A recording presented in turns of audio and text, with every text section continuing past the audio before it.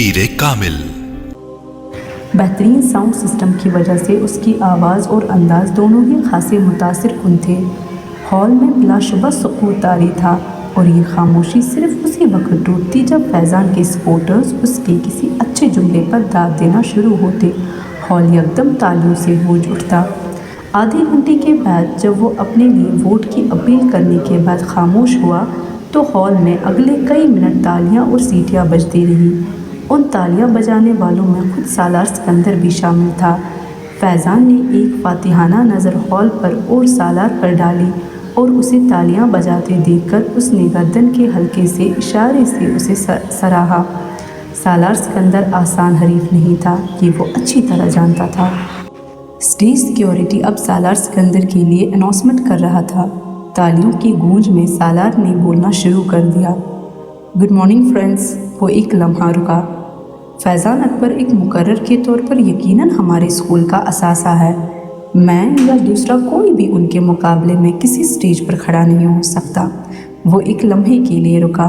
उसने फैज़ान के चेहरे को देखा जिस पर एक फ़ख्रिया मुस्कुराहट उभर रही थी, मगर सालार के जुमले के बाकी हिस्से ने अगले ही लम्हे उसकी मुस्कुराहट को गायब कर दिया। अगर मामला सिर्फ बातें बनाने का हो तो। हॉल में हल्की सी खिलखिलाहटें उभरी। सालार के लहजे की संजीदगी बरकरार थी, मगर एक हेड बॉय और मुकर्रर में बहुत फ़र्क होता है। मुकर्रर को बातें करनी होती है, हेड बॉय को काम करना होता है।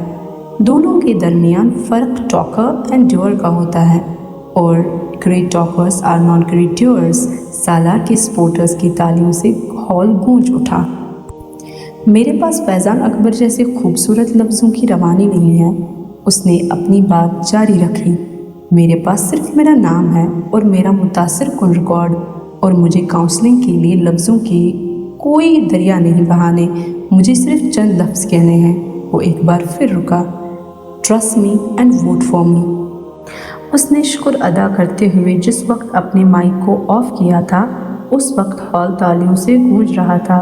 1 मिनट 40 सेकंड में वो इसी नपे तुले और कैलकुलेटेड अंदाज में बोला था, और इसी 1.5 मिनट ने फैज़ान का तख्ता कर दिया था। इस इब्तिदाई तारुफ के बाद दोनों उम्मीदवारों से सवाल व जवाब का सिलसिला शुरू हुआ था।